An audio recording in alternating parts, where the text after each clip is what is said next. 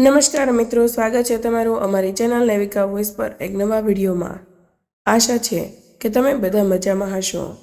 હનીમૂનથી પાછા ફર્યા પછી સ્વાતિ તેના રૂમમાં પોતાનો સામાન ગોઠવી રહી હતી। તેનો પતિ આકાશ બજારમાં સામાન ખરીદવા ગયો હતો। એટલામાં જ તેની સાસુ કાશ્મીરાબેન ગુસ્સે થતાં તેની રૂમમાં પ્રવેશ્યા। તે સમયે તેણીએ પોતાનો કેટલોક પર્સનલ સામાન કાઢ્યો હતો। તેથી ઉતાવળમાં તેણી તે સામાન ઉપર કપડાં નાખવા લાગી। તેના સાસુએ તેની સામે જોયું અને કહ્યું, વહુ, તું શું છુપાવી રહી છે? તો સ્વાતિએ ગભરાહટમાં કહ્યું, કંઈ નહીં માજી, એ તો બસ મારો પર્સનલ સામાન હતો। તેથી સાસુએ ઝડપથી કપડું હટાવીને જોયું અને કહ્યું, તો મારાથી છુપાવવાની શું જરૂર છે? સ્વાતિને તેની સાસુની આ વાત બિલકુલ ગમી નહીં, પરંતુ તેણીએ ધીમેથી કહ્યું, શું વાત છે માજી? કોઈ કામ હતું? ત્યારે તેણીએ કહ્યું, જો વહુ, મેં કામકાજની એક લિસ્ટ બનાવી છે।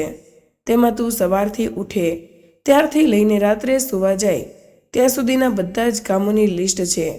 કાલથી તારો પતિ પણ ઓફિસ જવાનું શરૂ કરશે, તો કાલથી જ હું જાગું તે પહેલાં ઉઠીને આ લિસ્ટમાં લખેલા બધા જ કામો પૂરા કરી લેજે। સ્વાતિએ સંમતિ આપી અને લિસ્ટ લઈ લીધું। લિસ્ટ વાંચતા વાંચતા તે હાંફવા લાગી। તે લિસ્ટમાં ક્યાંય આરામ કરવાનો સમય જ ન હતો। તેણે વિચાર્યું કે ચાલો શરૂઆત કરીએ અને જોઈએ કે કેટલું કામ થઈ શકે છે। બીજા દિવસે સવારે સ્વાતિ 4 વાગે ઉઠી અને ઘર સાફ કર્યા પછી નહાવા ગઈ। ત્યાર પછી તેની સાસુ માટે પૂજાની તૈયારી કર્યા પછી તે બગીચામાં ફૂલો તોડવા ગઈ। એટલામાં જ તેના પગ પાસેથી એક જાડો સાપ પસાર થયો તો તેણે ચીસ પાડી। તે દોડતી દોડતી ઘરની અંદર પાછી આવી। તેની ચીસો સાંભળીને આકાશ પણ જાગી ગયો। તે આંખો ચોળતો પલંગ પર બેઠો અને હોલમાં દોડીને આવ્યો તો સ્વાતિએ તેને ગળે લગાવી લઈને અને કહ્યું, બગીચામાં એક મોટો કાળો સાપ છે। આકાશે આશ્ચર્યથી પૂછ્યું, આટલી વહેલી સવારે તો બગીચામાં એકલી શું કરવા ગઈ હતી? ત્યારે સ્વાતિએ કહ્યું, હું તો એટલામાં જ તેના સાસુ કાશ્મીરાબેન ત્યાં પહોંચ્યા અને તેની વહુને ઠપકો આપીને કહ્યું, અરે તને શરમ છે કે નહીં?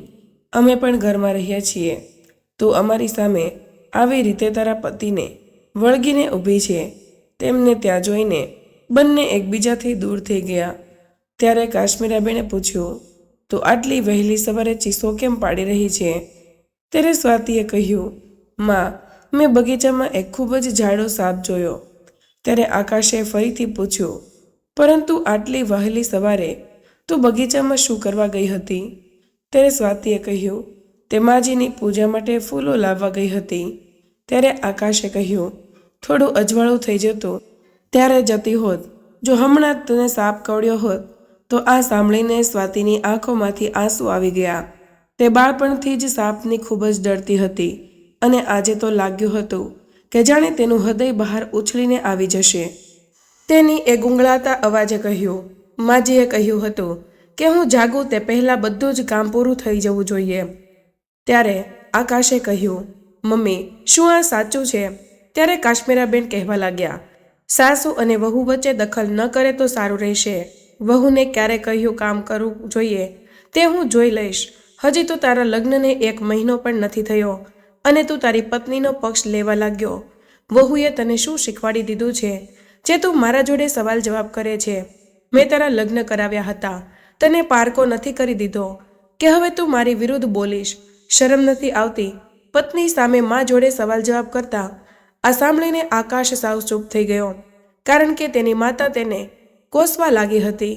આકાશે એક સાપ પકડનારને બોલાવ્યો અને સાપને શોધવાનો ખૂબ જ પ્રયાસ કર્યો, પરંતુ સાપ ક્યાંય દેખાયો નહીં। તે દિવસથી જ્યારે પણ સ્વાતિ બગીચામાં જતી ત્યારે તે ખૂબ જ સજાગ રહેતી। તેને ખૂબ જ ડર લાગતો હતો કે તે સાપ ફરીથી ના દેખાઈ જાય। તેની સાસુ તેને કોઈ કામ માટે બગીચામાં મોકલતી અને તે ડરતા ડરતા ત્યાં જતી ત્યારે તેના સાસુ ગુસ્સામાં કહેતા, અરે વહુ, તને કંઈ નહીં થાય, તું આટલી કેમ ડરે છે? સાપ તો છે, તને જોઈને ભાગી જશે। તે દિવસથી કાશ્મીરાબેને પોતે બગીચામાં જવાનું બંધ કરી દીધું। સ્વાતિને બધું સમજવામાં આવતું હતું અને તે વિચારતી હતી કે શું વહુના જીવનનું કોઈ મૂલ્ય નથી જેમાંથી મને જોખમમાં મોકલતા પહેલા એકવાર પણ વિચારતા નથી. આકાશ પોતાની ઓફિસમાં વ્યસ્ત થઈ ગયો, પરંતુ ક્યારેક તે જોતો કે તેની માતાને તેની પત્ની પ્રત્યે કોઈ સહાનુભૂતિ ન હતી. જ્યારે તે થાકેલી અને બીમાર હોય ત્યારે પણ તેઓ હંમેશા તેને ઘરના કામો કરવામાં વ્યસ્ત રાખતા. જ્યારે પણ આકાશ તેની પત્નીને મદદ કરવાનો પ્રયાસ કરતો ત્યારે તેઓ તેને ઠપકો આપીને કહેતા, શું તું તારી પત્નીનો ગુલામ છે જે ઘરમાં પત્નીની મદદ કરી રહ્યો છે? તેથી આકાશ શર્મિંદગી અનુભવતો અને પોતાનું કામ છોડીને ત્યાંથી ચાલ્યો જતો. સ્વાતિના બધા જ સપના ચૂર થઈ ગયા હતા. તેનો પતિ બિલકુલ એવો જ હતો જેવા પતિની તેને કલ્પના કરી હતી, પરંતુ તેના બધા જ સપના તેની સાસુની સામે ચકનાચૂર થઈ ગયા હતા. આકાશ ના તો ખુલીને પ્રેમ વ્યક્ત કરી શકતો હતો, ન તો તેને તેના ઘરમાં કામમાં મદદ કરી શકતો હતો, કે ન તો તે તેની યોગ્ય કાળજી લઈ શકતો હતો. તેઓ થોડા કલાકો સુધી રૂમમાં એકબીજા સાથે એકલા રહેતા હતા. તે સિવાય બંને એકબીજાના સાથ માટે તરસી રહેતા હતા. આ બાજુ કાશ્મીરાબેનનું તેની વહુ પ્રત્યેનું વર્તન દિવસે ને દિવસે કઠોર બનતું જતું હતું. આ દરમિયાન ખબર પડી કે સ્વાતિ મા બનવાની છે. હવે ઘરમાં ખુશીની લહેર ફેલાઈ ગઈ હતી, પરંતુ કાશ્મીરાબેને સ્પષ્ટ કહી દીધું કે મારી તબિયત સારી નથી રહેતી, મારા ઘૂંટણમાં પણ દુખાવો થાય છે, તેથી હું મારી વહુની સેવા નહીં કરી શકું અને હું મારી વહુને તેના માતા પિતાના ઘરે પણ મોકલવા માંગતી નથી. તો ઘરનું કામ કોણ કરશે? તો સારું રહેશે કે વહુ તેના પિયરથી તેની બહેનને બોલાવે. હવે જ્યાં સુધી કામ સ્વાતિથી થતું હતું ત્યાં સુધી કોઈ સમસ્યા ન હતી, પરંતુ થોડા દિવસો પછી જ્યારે તેને કામ કરવામાં મુશ્કેલી પડવા લાગી ત્યારે તેણે તેની માતાને ફોન કરીને તેની નાની બહેન પ્રાચીને મોકલવા કહ્યું. પ્રાચી ખુશી ખુશી તેની બહેનની સંભાળ રાખવા ત્યાં પહોંચી ગઈ. હવે કાશ્મીરાબેન પ્રાચી પાસેથી પણ એ જ અપેક્ષા રાખતા હતા જે તેમને તેમની વહુ પાસેથી હતી. પ્રાચી 1 મિનિટ પણ આરામ કરવા બેસી જતી તો તેઓ તેને સંભળાવવા લાગી જતા કે મેં તને અહીંયા કામ કરવા બોલાવી છે અને તું અહીંયા આરામ કરી રહી છે. શરૂઆતમાં પ્રાચીએ કંઈ કહ્યું નહીં, પરંતુ ધીમે ધીમે તે કાશ્મીરાબેનને જવાબ આપવા લાગી કે હું પણ એક માણસ છું, હું પણ થાકી જાઉં છું. ત્યારે કાશ્મીરાબેન તેને ઠપકો આપીને કહેતા, તું આટલી નાની છે છતાં આટલી બધી જીભ ચલાવે છે. તારા જેવી છોકરીઓ પોતાના સાસરિયાના ઘરમાં ટકી શકતી નથી. ત્યારે પ્રાચી મનમાં વિચારતી હતી કે કોઈ પણ વહુ તમારા જેવી સાસુ સાથે રહેવાનું પસંદ નહીં કરે. ખબર નહીં મારી બહેન તમારી સાથે કેવી રીતે રહે છે. બસ સમય ધીમે ધીમે પસાર થઈ રહ્યો હતો. એક દિવસ સ્વાતિ બાથરૂમમાંથી બહાર આવી હતી ત્યારે તે લપસીને પડી ગઈ. દુખાવાને કારણે તે ચીસો પાડવા લાગી. ત્યારે પ્રાચી દોડતી આવી. તેણે તેની બહેનને ઉઠાવી અને તરત જ તેના જીજાજીને ફોન કર્યો. તે સમયે કાશ્મીરાબેને કહ્યું, અરે શું થયું વહુ? પડી ગઈ તો થોડો આરામ કરી લે, હોસ્પિટલમાં જવાની જરૂર નથી. આ સાંભળીને પ્રાચી ગુસ્સે થઈ ગઈ અને બોલી, તમે જોઈ શકતા નથી દીદી ખૂબ જ પીડામાં છે, જો તેને કંઈક થઈ જશે તો? ત્યારે કાશ્મીરાબેન કહેવા લાગ્યા, અરે તેને કંઈ નહીં થાય, તે ફક્ત આરામ કરવા માટે નાટક કરી રહી છે. આટલી બધી પીડા થોડી થાય છે પડી જવાથી. ત્યારે આકાશ ઘરે આવ્યો અને તેની પત્નીને હોસ્પિટલ લઈ જવા લાગ્યો. ત્યારે કાશ્મીરાબેન તેની સાથે હોસ્પિટલમાં ગયા. ત્યાં પહોંચ્યા પછી ડૉક્ટરે કહ્યું કે સ્વાતિની હાલત ખૂબ જ ગંભીર છે. પછી કંઈ પણ વિચાર્યા વગર કાશ્મીરાબેન કહેવા લાગ્યા કે ડૉક્ટર સાહેબ, તમે મારા દીકરાના અંશને બચાવી લો, વહુ તો બીજી પણ આવી જશે. આ સાંભળીને પ્રાચીએ આશ્ચર્યચકિત આંખોથી કાશ્મીરાબેન તરફ જોયું. આકાશનું માથું ઝૂકી ગયું, પણ તેણે તેની માતાને કંઈ કહ્યું નહીં. પ્રાચીને ખૂબ જ ખરાબ લાગતું હતું. આ દરમિયાન ઓપરેશન થિયેટરમાં સ્વાતિનું ઓપરેશન ચાલી રહ્યું હતું. ડોક્ટરો માતા અને બાળક બંનેના જીવ બચાવવા માટે શ્રેષ્ઠ પ્રયાસો કરી રહ્યા હતા. આખરે 1 કલાક પછી ડોક્ટરો બહાર આવ્યા અને કહ્યું કે સ્વાતિએ દીકરાને જન્મ આપ્યો છે અને માતા અને બાળક બંને સ્વસ્થ છે. ત્યારે જ પ્રાચીએ રાહતનો શ્વાસ લીધો. તેણે તરત જ ફોન કરીને તેના માતા પિતાને બધું જ કહી દીધું અને કહ્યું કે તેની બહેનની સાસુ તેની બહેનનું બિલકુલ ધ્યાન નથી રાખતી. હોસ્પિટલમાં તેણે તો એમ પણ કહી દીધું હતું કે વહુ તો બીજી પણ આવી જશે. આ સાંભળીને તેના માતા પિતા ખૂબ જ નારાજ થઈ ગયા. તેઓ તે જ દિવસે હોસ્પિટલ પહોંચ્યા અને આકાશને કહ્યું કે જ્યારે તમારી માતાને અમારી દીકરીની પરવાહ નથી તો તે તમારી સાથે કેમ રહે? હવે તે તો મા પણ બની ગઈ છે. હવે તેને વધુ કાળજીની જરૂર પડશે. પરંતુ તમારી માતાને તેના જીવની કોઈ ચિંતા નથી. તો પછી અમારી દીકરી પણ આવા ઘરમાં નહીં રહે. અમે તેને હોસ્પિટલમાંથી સીધા જ અમારા ઘરે લઈ જઈશું. આકાશે તેમને સમજાવવાનો ખૂબ જ પ્રયાસ કર્યો, પરંતુ તેઓ માન્યા નહીં. જ્યારે કાશ્મીરાબેનને ખબર પડી કે સ્વાતિના માતા પિતા તેને પોતાની સાથે ઘરે લઈ જઈ રહ્યા છે, ત્યારે તેઓ ખૂબ જ ગુસ્સે થઈ ગયા અને કહેવા લાગ્યા કે તમારે તમારી દીકરીને તમારી સાથે લઈ જવી હોય તો લઈ જજો, પરંતુ મારો પૌત્ર ક્યાંય નહીં જાય. તે મારા દીકરાનો અંશ છે.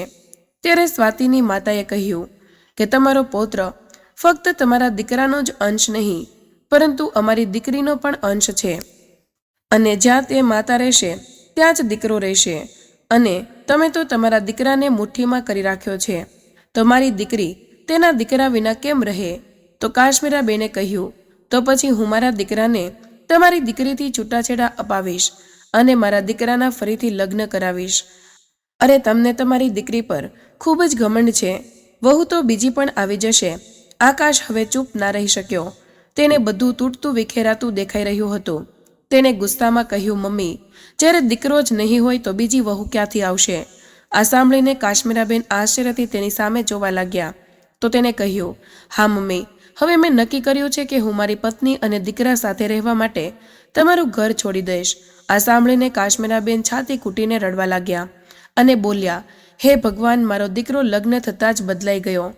હવે તે એક પરિવારવાળો બની ગયો છે. તે તેની માતાને પોતાનો પરિવાર નથી માનતો. ત્યારે આકાશે ચીડમાં કહ્યું, બસ મમ્મી, અહીં હોસ્પિટલમાં કોઈ તમાશો બનાવવાની જરૂર નથી. તમને મારી પત્નીના જીવની ક્યારેય પરવાહ કરી નથી. તમે હંમેશા એક જ વાત કહો છો કે વહુ તો બીજી પણ આવી જશે, વહુ તો તમે બીજી લઈ આવશો. પરંતુ શું તમે ક્યારે વિચાર્યું છે કે હું બીજા કોઈને મારી પત્ની તરીકે સ્વીકારી શકીશ કે નહીં? તમારે વહુ નથી જોઈતી. તમારે ફક્ત કામ કરવા માટે નોકરાણી જોઈએ છે. નોકરાણી તો તમને હજારો મળી જશે, પરંતુ મારી પત્ની સાથે મારો મનથી સંબંધ જોડાયેલો છે અને હું તેનું સ્થાન બીજા કોઈને નહીં આપી શકું. તેની ભલાઈ માટે આજથી હું નક્કી કરું છું કે હું હવે તમારી સાથે નહીં રહું. તમે તમારી માટે નોકરાણી રાખી લેજો કે તમારા બધા જ કામ કરશે. આટલું કહીને આકાશ રડવા લાગ્યો. પછી તેણે તેના સાસુ સસરાને કહ્યું, મને માફ કરી દેજો. મેં તમને બધાને વચન આપ્યું હતું કે હું તમારી દીકરીનું ધ્યાન રાખીશ, પરંતુ હું તેને મારી પોતાની મમ્મીથી જ બચાવી શક્યો નહીં. પરંતુ હવે મારી પત્ની ક્યારેય મારી મમ્મી સાથે નહીં રહે. આ સાંભળીને કાશ્મીરાબેન સ્તબ્ધ થઈ ગયા, પરંતુ પોતાના અહંકારના કારણે તેમણે પણ ગુસ્સામાં કહી દીધું, ત્યારે જ્યાં જવું હોય ત્યાં તું જઈ શકે છે, પરંતુ મને કંઈ જ ફરક નથી પડતો. બસ પછી શું હતું? આકાશે અલગ ભાડાની ઘરની વ્યવસ્થા કરી અને હોસ્પિટલમાંથી તેની પત્ની સાથે સીધું ત્યાં જ જતો રહ્યો. પ્રાચી પણ તેની સંભાળ રાખવા તેની સાથે ગઈ. હવે ના કોઈ સ્વાતિને ટોણા મારતો હતો કે ના કોઈ તેને નોકરાણીની જેમ કામ કરાવતું હતું. કાશ્મીરાબેન એકલા વેદનામાં રહેતા હતા. તે પોતાના પૌત્રને મળવા માટે છટકતા હતા, પરંતુ તેમને પોતાની પુત્રવધૂનો આદર કર્યો ન હતો. તો પણ પૌત્રનું સુખ તેઓ કેવી રીતે લઈ શકતા હતા? આખરે ધીમે ધીમે જેમ જેમ તેમની ઉંમર વધવા લાગી તો તેમને પોતાની ભૂલનો અહેસાસ થવા લાગ્યો અને તેમને ડર લાગવા લાગ્યો કે ખબર નહીં કાલે મને શું થઈ જશે. હું મારા દીકરા અને પૌત્ર વિના મરી જઈશ. તો એક દિવસ તેઓ તેમના દીકરાના ફ્લેટ પર પહોંચ્યા અને સ્વાતિની માફી માંગવા લાગ્યા. તેમણે કહ્યું કે હવે ફક્ત તું જ મારા દીકરાને ઘરે પાછો લાવી શકે છે, તું જ તેને મનાવી શકે છે. મને પણ મારા પૌત્ર સાથે સમય વિતાવવો છે. મારે મારા દીકરાને મારી નજર સામે જોવો છે અને મેં તારી સાથે બહુ જ ખોટું કર્યું. વહુ, હું સમજી ગઈ છું કે જો હું મારી વહુને પ્રેમથી નહીં રાખું તો ન તો મને દીકરો મળશે અને ન તો મારો પૌત્ર. તો તું મને માફ કરી દે અને ઘરે પાછા આવી જા. સ્વાતિને પણ તેની સાસુએ એકલા છોડી દેવાનું ગમતું ન હતું અને હવે જ્યારે તેના સાસુ માફી માંગી રહ્યા હતા ત્યારે તેણે તેમને એક તક આપવાનું નક્કી કર્યું. સાંજે જ્યારે આકાશ ઓફિસેથી ઘરે આવ્યો ત્યારે તેણીએ તેને ઘણો સમજાવ્યો અને અંતે આકાશ પણ ઘરે પાછા જવા માટે રાજી થઈ ગયો. જ્યારે તેઓ ઘરે પહોંચ્યા ત્યારે કાશ્મીરાબેને તેમના દીકરાના વહુ અને પૌત્ર માટે આરતીની થાળી તૈયાર કરી રાખી હતી. તેમણે આરતી કરીને ત્રણેયનું સ્વાગત કર્યું અને પોતાના પૌત્રને ખોળામાં લીધો. 2 વર્ષનો કેતુલ તેની દાદીને ઓળખી શકતો ન હતો, પરંતુ તેમણે એ પણ નક્કી કર્યું હતું કે હવે તે તેના પૌત્ર અને વહુને એટલો પ્રેમ આપશે કે આકાશ પણ તેમને પહેલા જેવો પ્રેમ અને આદર આપવા લાગશે. જો દરેક પતિ પોતાની પત્ની સાથે ખોટું થતા જોઈને આ રીતે સાથ આપે તો કોઈ પણ સાસુ સસરા વહુ સાથે ખોટું કરતા પહેલા 1000 વાર વિચારશે. તો મિત્રો, તમને અમારી વાર્તા કેવી લાગી તે કમેન્ટમાં જરૂર જણાવજો. વિડીયો પસંદ આવ્યો હોય તો વિડીયોને લાઇક અને તમારા મિત્રો સાથે શેર કરજો. ચેનલ પર નવા હોય તો ચેનલને સબસ્ક્રાઇબ કરવાનું ભૂલશો નહીં. મળીએ એક નવા વિડીયોમાં. ત્યાં સુધી બધા મિત્રો સ્વસ્થ રહો, મસ્ત રહો, સુરક્ષિત રહો. ધન્યવાદ.